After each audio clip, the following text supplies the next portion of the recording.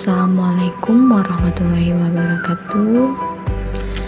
Nama saya Sri Danti dari Fakultas Teknik Informasi.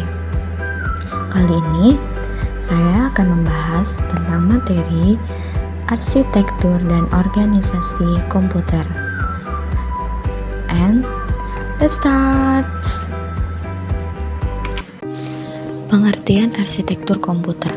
Arsitektur komputer merujuk pada atribut sistem yang visible untuk programmer, atau dengan kata lain, atribut-atribut yang memiliki dampak langsung pada eksekusi logis suatu program. Contoh dari atribut meliputi set instruksi, jumlah bit yang digunakan untuk mewakili berbagai jenis data, misalnya angka, karakter, mekanisme input dan output, dan teknik untuk pengalamatan memori. Selanjutnya, pengertian dari organisasi komputer.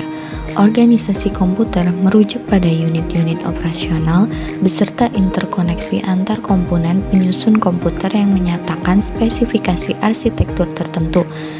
Atribut organisasi meliputi detail hardware yang transparan terhadap programmer, seperti sinyal kontrol, interface antarmuka, serta teknologi memori yang digunakan.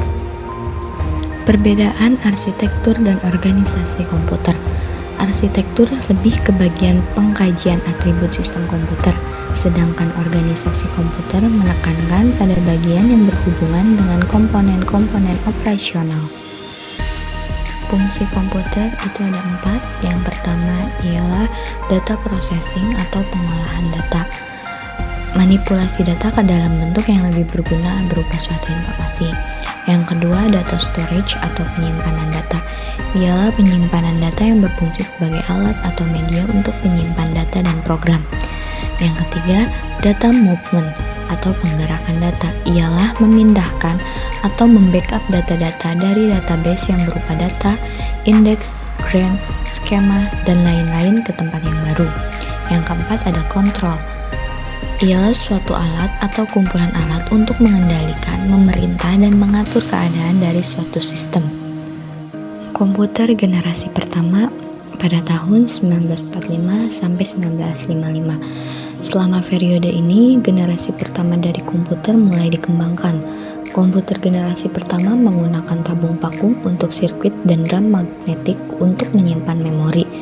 Tabung vakum digunakan untuk memperkuat sinyal dengan mengendalikan gerakan elektron di ruang evakuasi.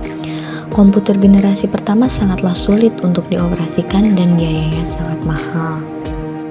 Generasi kedua pada tahun 1955 sampai 1965. Teknologi tabung vakum mulai tergantikan dengan transistor.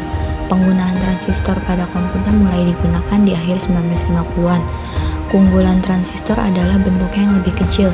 Dengan bentuk minimalis dari transistor, komputer menjadi lebih kecil dan hemat energi. Di generasi kedua ini, bahasa programan mulai diperkenalkan, seperti contohnya COBOL and Fortran. Teknologi penyimpanan memori juga berubah dari drum magnetik menjadi teknologi magnetik. Generasi ketiga pada tahun 1965 sampai 1975. Perkembangan sirkuit terpadu adalah ciri khas dari generasi ketiga komputer. Bentuk transistor semakin diperkecil dan ditempatkan di chip silikon yang dinamakan semikonduktor.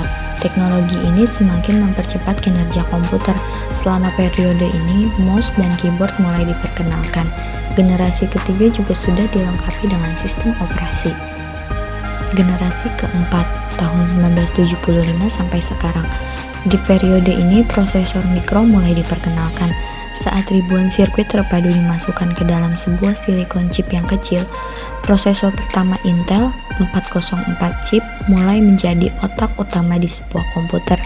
Saat periode inilah istilah personal komputer atau PC mulai digunakan. Dengan teknologi yang lebih maju, generasi keempat menjadi tonggak awal pembangunan internet. Demikian video pembelajaran ini, semoga bermanfaat dan sampai jumpa di video berikutnya. Thank you.